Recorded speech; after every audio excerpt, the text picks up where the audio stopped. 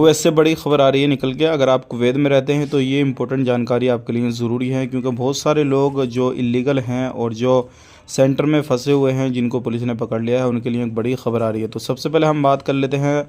अभी मिनिस्ट्री के जो मिनिस्टर हैं उन्होंने दौरा किया और वहाँ पर लोगों से मालूम किया कि किस तरीके से वो फंसे यहाँ पर, किस तरीके से इलीगल हुए थे, क्या हुआ था क्या नहीं हुआ था। तो अगर आप एक इलीगल हैं या आपके जानने वाले इलीगल हैं तो उनको बोल दीजिएगा, टेंशन लेने की ज़रूरत नहीं है, बहुत ही जल्दी इस तरीके से उन लोगों को निकाल दिया जाएगा। क्योंकि रमज़ान का मौका करीब आ रहा है, फिर ईद के मौके पे लोगों को छूट मिलती है और उसमें भी काफ़ी ज़्यादा लोगों की रिहाई वगैरह मिलती है।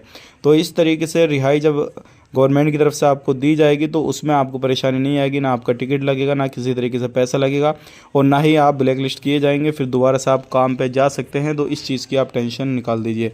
अगर आपको आना है कुवैत से वापसी तो फ़िलहाल में जिस तरीके से गवर्नमेंट के रूल रेगुलेशन है उनको फॉलो कीजिए, उसके बाद में आप आ जाइए, कोई मसला नहीं है। अगर आप भागने की सोच रहे हैं तो बिल्कुल इस चीज़ को दिमाग से निकाल दीजिए, क्योंकि भागने के बाद में परेशानी होगी। जैसे कि आपको मालूम है 3 लोग जो शिप के द्वारा इंडिया आए थे, तो तीनों पे केस दर्ज कर लिए गए हैं इंडिया के अंदर, उनके ऊपर कानूनी कार्रवाई की जाएगी। तो अगर आप कुवैत में आना चाहते हैं या फिर कुवैत से जाना चाहते हैं तो लीगल तरीका अपनाएं, इलीगल तरीका बिल्कुल ना अपनाएं, नहीं तो आपके लिए परेशानी होगी। यही था वीडियो में आज के लिए। वीडियो अच्छी लगी लाइक करें, शेयर करें। आप अपना ख्याल रखें, अपनी फैमिली वालों का ख्याल रखें। Take care, bye bye.